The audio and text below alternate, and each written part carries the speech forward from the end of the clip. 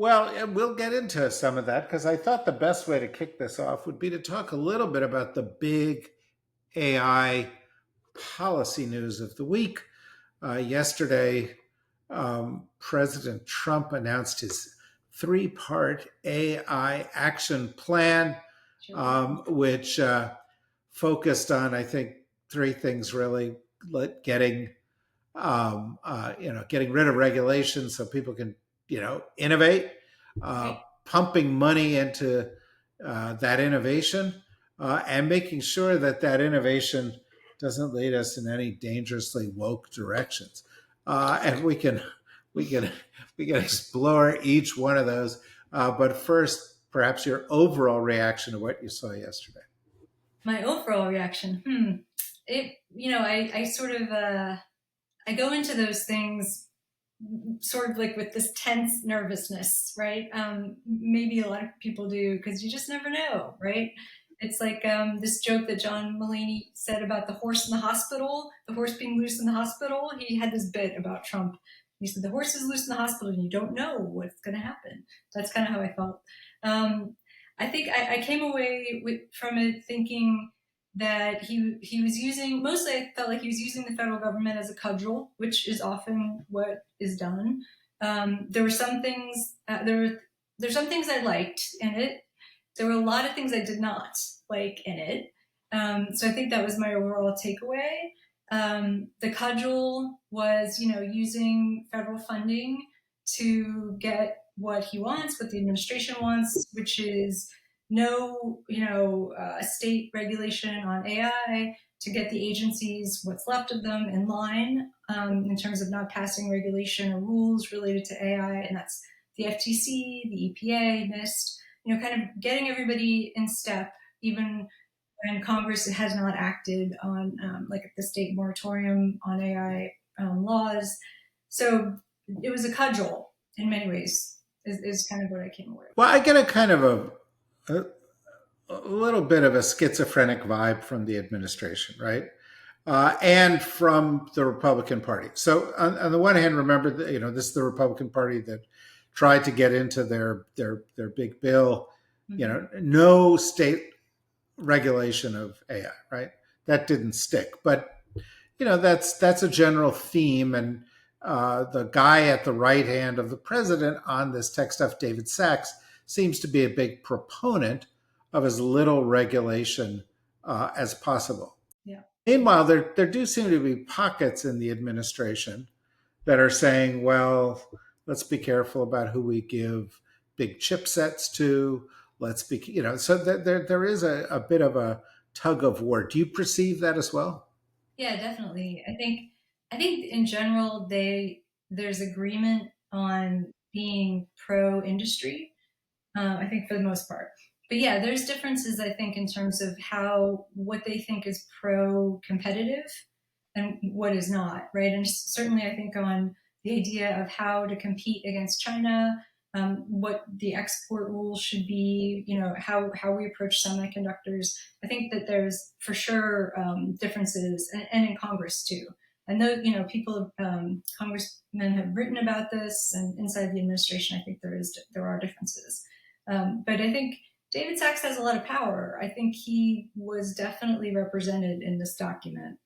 You saw a lot of that, I think, with the removing of the state law, or basically using the federal funding to remove those, and the environmental fast tracking of data centers and semiconductor. I think a lot of that was him.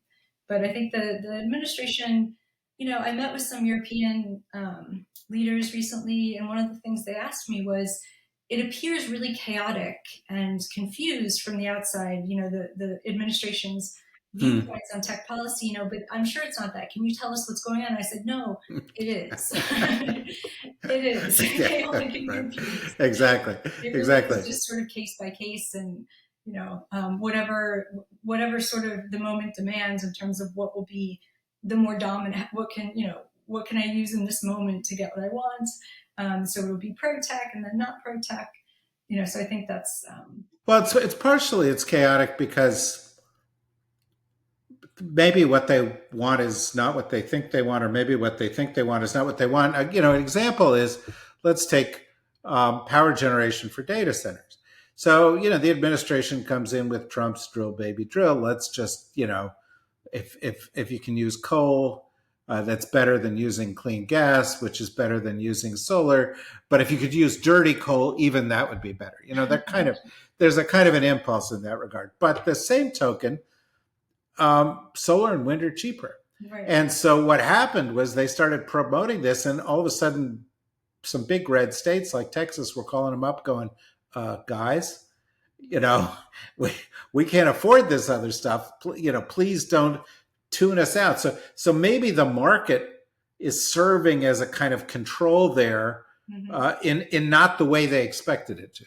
Right, and I think that's true with AI too, in the sense that, and actually in any technology, they sort of trot out innovation writ large as the argument, but when there are regulations, usually it's actually good for the market, right? It creates this kind of stability. It reduces risk and fraud.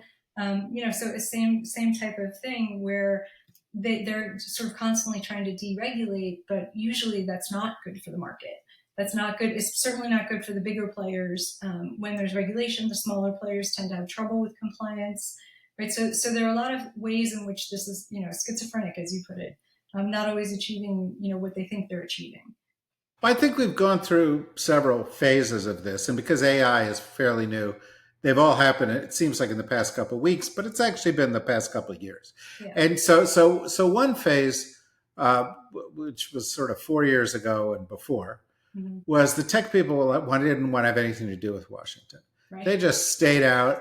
And then they said, "Oh, well, this could be a problem. We may need to get involved."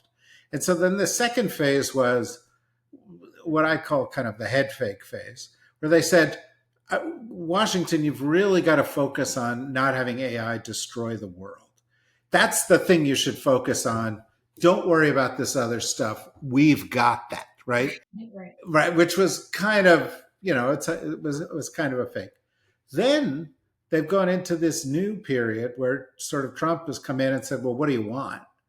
And a lot of the big characters from the industry are close to him. And all of a sudden they can't believe their good fortune. And there are a bunch of them going, no regulation. Just leave us alone.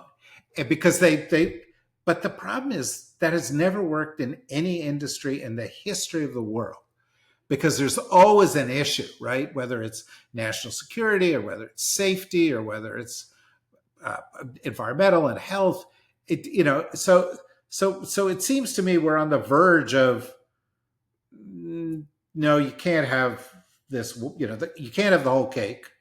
We've got to find something more rational, but we're not quite there yet. First of all, do you think my description there is roughly the way it is? I think that's exactly right. And, it's the same thing that happened with social media, with privacy, right? And it's a mistake. And we know that. And yet, it keeps happening because of these political battles, and the companies continue to consolidate so much money and so much lobbying power that it creates these kind of stalemates. And it isn't good for the market. It's not good for the companies. It's not good for the people, right? And yet here we are. I think that your analysis is exactly right. And it's frustrating to watch this happen every time. And then over time, we see the problems, we see the harms, we start to gather more and more evidence about this. And, I think the more that we allow the companies, especially on AI, to gather power over this and say, no, look at this shiny thing over here about, these robots coming and killing us all. Well, we actually consolidate power over here, which is always what they do. That's where we start to miss that. We start to miss the importance of how they're doing it, why they're doing it, going into communities and buying up land, getting Trump to remove permitting and zoning, challenges and issues that are the only thing really stopping them in a lot of those cases. Those are big mistakes. Those are really big mistakes that would actually be helpful as far as slowing them down a little bit, And so what happens is states jump in to fill the vacuum like they did on privacy, right? They continue to do. and there is actual innovation in some ways. It's interesting. States have really innovated on AI laws. They've taken really different approaches. You see these different governance models, and that's kind of interesting to watch. Of course they hate it, but it's sort of an interesting thing to watch. But really what happens is we get left behind in the global conversation, because you have the EU has already is putting its laws into effect. You have China has laws, Japan, everywhere they're building this governance framework around AI, and we have nothing. Well, it's No coherence, really.